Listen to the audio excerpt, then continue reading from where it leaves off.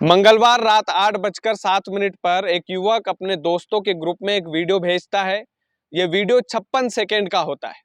56 second के इस video में किसी भी तरीके की कोई तस्वीर नहीं होती है, कोई विजुअल नहीं होते हैं, केवल और केवल उस युवक की आवाज होती है। जैसे ही दोस्तों तक वो वीडियो पहुंचता है, दोस्त उस वीडियो को डाउनलोड करते हैं। उसके बाद शायद दोस्तों के भी हाथ पैर फूल गए होंगे, क्योंकि उस वीडियो में, उस 56 सेकेंड के वीडियो में वो जो युवक है अपनी जान बचाने की भीख मांग रहा है। 3 लोगों से वो भीख मांग रहा है। उसमें एक महिला होती है और 2 युवक होते हैं।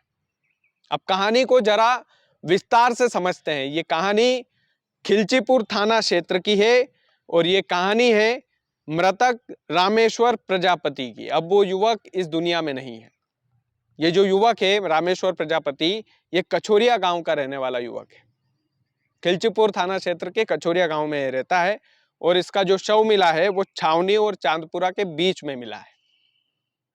जैसा कि मैंने शुरुआत में आपको बताया कि सबसे पहले इस युवक का वीडियो अपने दोस्तों के ग्रुप में आता है और जैसे ही ग्रुप से इस युवक का वीडियो डाउनलोड होता है दोस्तों के द्वारा, तो दोस्त तुरंत इस युवक को खोजने के लिए निकल जाते हैं और छावनी और चांदपुरा के बीच में इस युवक की ओमनी वैन खड़ी हुई दिखती है। उस ओमनी में ये युवक घायल अवस्था में पड़ा हुआ दिखता है और जैसे ही दोस्त उस युवक के पास जाते हैं तो उसके मुंह से झाग निकल रहे होते हैं। उसके बाद दोस्त देखते हैं कि उसी कार में एक जहर की शीशी पड़ी है। उसके बाद में दोस्त जाहिर सी बात है हॉस्पिटल में ले जाते हैं, जहां पर इस युवक को मृत घोषित कर दिया जाता है। तमाम सारी बातें होती है, तमाम सारी चर्चाएं होती है, छानबीन होती है। पुलिस पोस्टमार्टम के लिए इस शव को भेज देती है और अभी भी छानबीन चल रही है इस केस में। लेकिन जो युवक का भाई है धीरज प्रजापति, धीरज प्रजापति एक गंभीर आरोप लगाता है। धीरज प्रजापति बताता है कि जो मेरा भाई है उसका प्रेम प्रसंग चल रहा था एक महिला के साथ और वो जो महिला है कुछ दिन पहले भी मेरे भाई को बुला चुकी थी। बुला करके जो रामेश्वर प्रजापति है, ये रामेश्वर प्रजापति अपने दोस्त के साथ उस महिला से मिलने के लिए जाता है, ऐसा इसके भाई का कहना है, धीरज प्रजापति का। धीरज प्रजापति बताता है कि मेरा भाई और उसका दोस्त गया था उससे मिलने के लिए और पिछले कुछ दिनों पहले भी इसके साथ मारपीट हो चुकी है। ये रामेश्वर प्रजापति जो मृतक है उस महिला से इतना प्यार करता था कि उसने अपनी 2 बीघा की जमीन और अपनी कार भी बेच दी।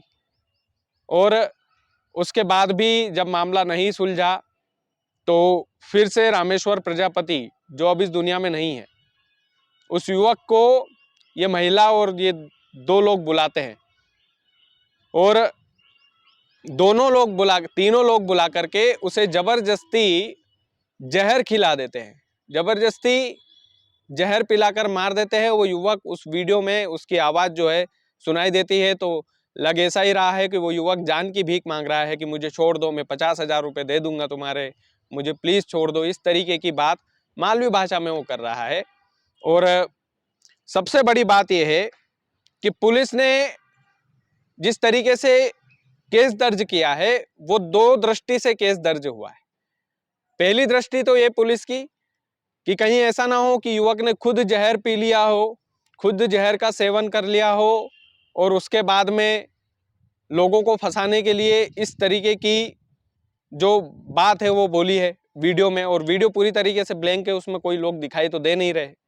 तो पुलिस पहली चीज तो है कि आत्महत्या के नजरिए से भी इस मार्ग को कायम किया है। दूसरी बात यह है कि यह हत्या भी हो सकती है और अगर ये हत्या है, अगर पुलिस की जांच में पाया जाता है कि 3 लोगों ने जबरदस्ती जहर खिला करके उस युवक की हत्या कर दी, तो आप सोचिए ये कितनी बड़ी घटना है।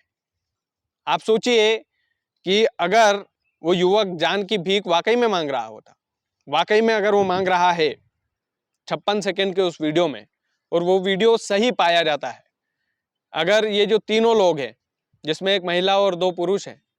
इन तीनों से पुलिस पूछताछ में पुष्टि कर देती है कि हाँ भाई, जबरदस्ती ही जहर खिलाया था।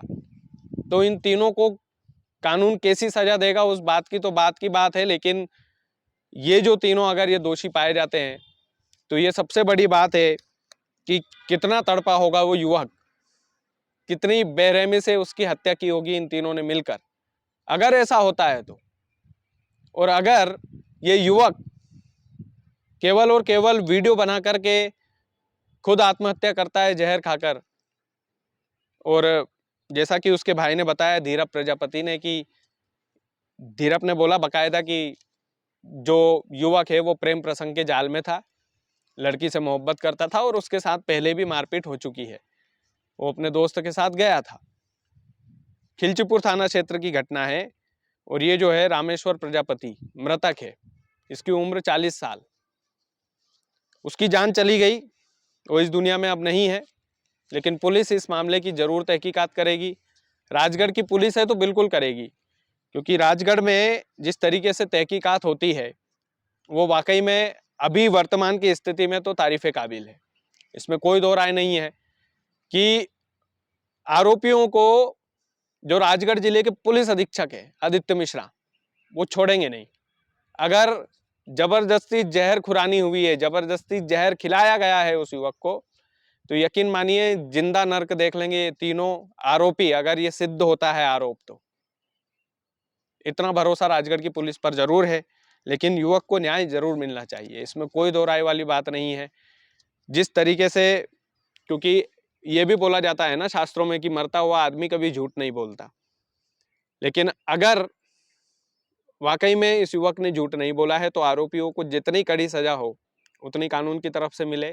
दूसरी बात यह है कि प्रेम प्रसंग का यह मामला था, प्रेम प्रसंग के चक्कर में इस युवक की अल्टीमेटली जान गई है, ऐसा उसके भाई ने बताया है। और दोस्त भी ढूंढने निकले तो 10 बजे तक उस युवक को घायल अवस्था में दोस्तों ने ढूंढ लिया था, उसी की कार में वो युवक तड़प रहा था।